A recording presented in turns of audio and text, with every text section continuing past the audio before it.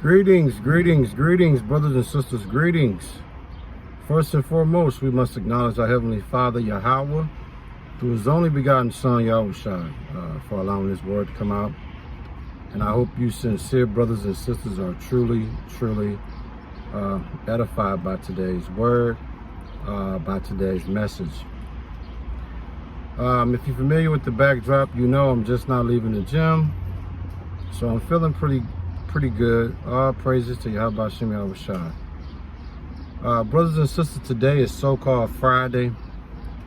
We're going into the weekend, and I just want to expound and speak about the topic of being alone. Okay? Understand, brothers and sisters, being alone has its perks, but in the long run, being alone is probably not going to be, in my humble opinion, the best, especially for a man. I understand that when you look around in Israel, there's a lot of people, in particular women, that have this, I'm willing to be alone. I don't need a man. I'm willing to do it alone and happily to do things alone. I'm not speaking for all women, but there is a vibration right now where women are taking the stance of they don't mind being alone, and they're okay with being alone. Myself, I can't speak for most men. I can't speak for most men. I can only speak for me. Being alone has its perks, but then being alone also has its cons. Being alone has its struggles, its troubles, so to speak. That's why in Genesis chapter 2, verses 18, it reads, "And the Lord, who we know as Yahweh, said, it is not good that man should be alone. I will make him and help meet for him." Okay? So in other words, the Lord will make a helper just right for him. Okay? So understand that, brothers and sisters. The Lord said it's not good for man to be alone. So if you sincere brothers out there are alone, hey man, I understand what that's like. Don't panic. Stay focused, stay prayed up, and eventually the Lord will send you just the right person for you. You don't need to go out and force it. Stay patient. And whatever woman is for you, she'll come. So don't panic. You sincere sisters out there, if you are alone, don't just settle and be with anybody just to avoid being alone. That companion is out there for you. And I'm talking about the sisters that's not taking the stance of, I don't need a man, I can do it alone. I'm talking about you sincere sisters out there that want a partner, that understand what it's like to have companionship, to have a partner, to have a companion, to have someone to build things with, share things with, accomplish things with. Alone, I'm telling you, man, it's not. Alone has its perks, but trust me, man, in the long run, you need to have you a companion. So I think my focus of today's word is going to be companionship. Okay, companionship is a fundamental human need, especially for man, to have his helpmate, to have his partner, to have his woman. That's what helps a man become complete. A man can have everything. The man can have riches. The man can be in great health. The man can have everything going from him. But if he don't have that companionship, if he don't have that partner, if he don't have that helpmeet, he's incomplete. Same as you sincere sisters out there. You can have everything going for you. You can be way up here with it, but if you don't have your companion, it's incomplete, man.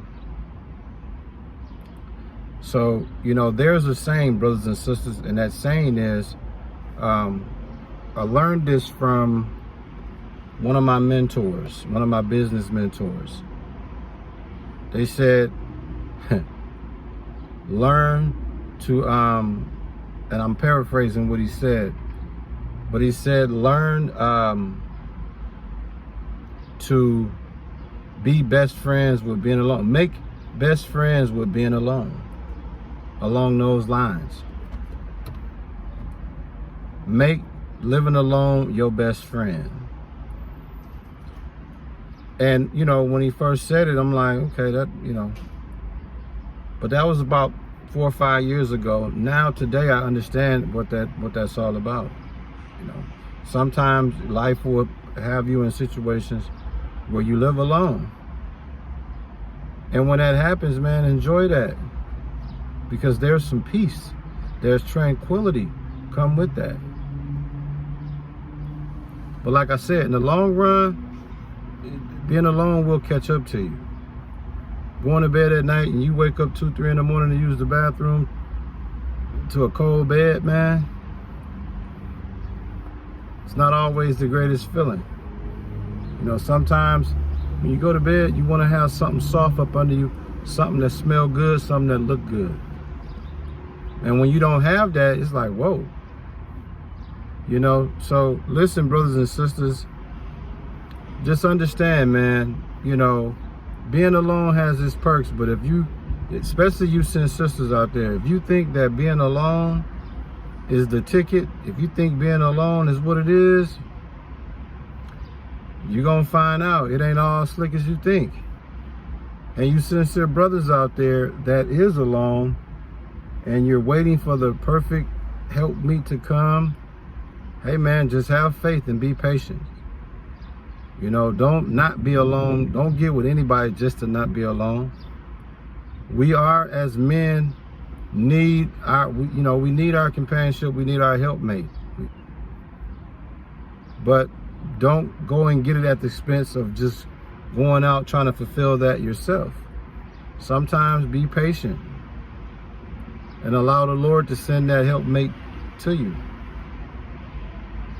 So I want to close this word out in Ecclesiastes chapter 4, verse 10. And it reads, "For if they fall, the one will lift up his fellow. But woe to him that is alone when he falleth, for he have not another to help him up." See that?